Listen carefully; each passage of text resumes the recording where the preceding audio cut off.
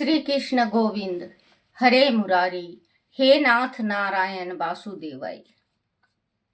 श्री हरिवंश पुराण में मारिशा का जन्म, विष्णु पुराण में मारिशा के जन्म की बहुत सुंदर कथा मिलती है। पाठकों के लाभार्थ उसे सापेक्ष में दे रहे हैं। कंडू ऋषि के तप से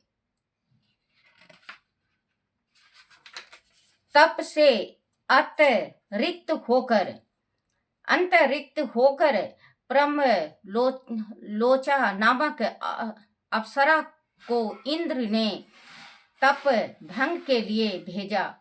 ब्रह्म लोचा की हंसी तथा कमर विशेष रूप से सुंदर, उत्तेजनक तथा कामुक मानी गई है। कांडू ऋषि उसके रूप जाल में फंस गए। 1000 बरस तक उन्होंने प्रमलोचा के साथ विहार किया। प्रमलोचा के साथ उठाए सुख के प्रभाव में वह कालवधि मूल भूल गए। 1000 बरस उन्हें एक दिन के समान मालूम पड़े।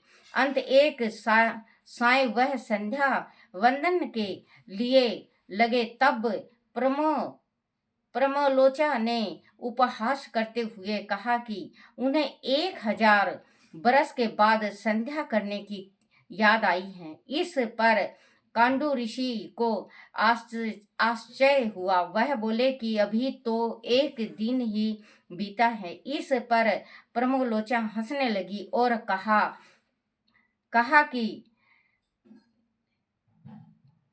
कि दुख में व्यक्ति को समय देर में बीतता मालूम होता है, किंतु सुख में मानो पंख लगाकर समय उड़ जाता है।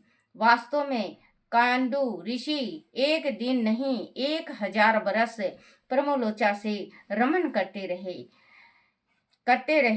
हैं। तब कांडू ऋषि को प्रमलोचा से रमण करते रहे हैं। तब कांडू ऋषि को अत्यंत क्रोध आया। गलती उनकी भी थी। अंत कांडू ने प्रमलोचा को श्राप नहीं दिया, किंतु तुरंत आश्रम को त्याग देने का आदेश दिया। प्रमलोचा श्राप भय से पसीने पसीने होती हुई जब आकाश मार्ग से गई तो उनका गर्भ पसीने की बूंदों के रूप में वृक्षों के पत्तों पर गिर गया।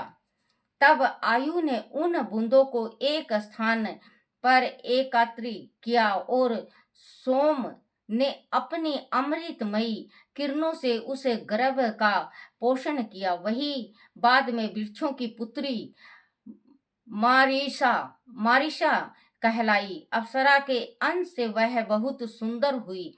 कांडू ऋषि सोम तथा पावन के तेज से वह भविष्य में चंद्र वंश को बढ़ाने वाली हुई। बाद में अपने पाप की शांति के लिए कांडू ऋषि ने पाप प्रशमन स्तोत्र, यह ब्रह्म पारा स्तोत्र की रचना की। इच्छुक पाठक विष्णु पुराण में इस स्तोत्र को देख सकते हैं। बोलो श्री कृष्ण भगवान की जय हो। कहते हैं ना बच्चों कि दुख में याद कोई नहीं आता, सुख में कोई याद नहीं आता, दुख में याद आते हैं। जैसे कहते हैं, सुख में सभी साथी, दुख में न को, मेरे रामा रामा हो राम। कहते हैं कि दुख में सुमरे राम को, दुख में सुमरे राम को, सुख में सुमरे न कोई। जो सुख में सुमरे हरि को, दुख काहे को होए कबीरा, दुख काहे को हो। कहते हैं कि राम को उस टाइम सुमरा जाता है जिस टाइम तकलीफ हो। सुख में कोई याद नहीं करता भगवान को। आप पूरे संसार की एक ही गाथा है कि आप देख लेना, जिस टाइम दुख पड़ेगी ना, दुख पड़ जाएगा उस टाइम माँ याद आएगी। याद आती है ना बच्चों, माँ याद आती है या भगवान। जैसे कहीं पे भी हमें चोट लग जाए, हे माँ, कहीं पे हमें तकलीफ हो जाए, हे भगवान, कोई ज्यादा मुसीबत पड़ जाए, हे प्रभु मैं तेरे चरणों में हूँ, तेरे चरणों का दास हूँ, मुझे अपना लो, मेरे ऊपर इतना बड़ा बिपता पड़ा है प्रभु, मुझे आप सहारा दो। यही बात अगर हम सुख में कहें तो दुख काहे को होए।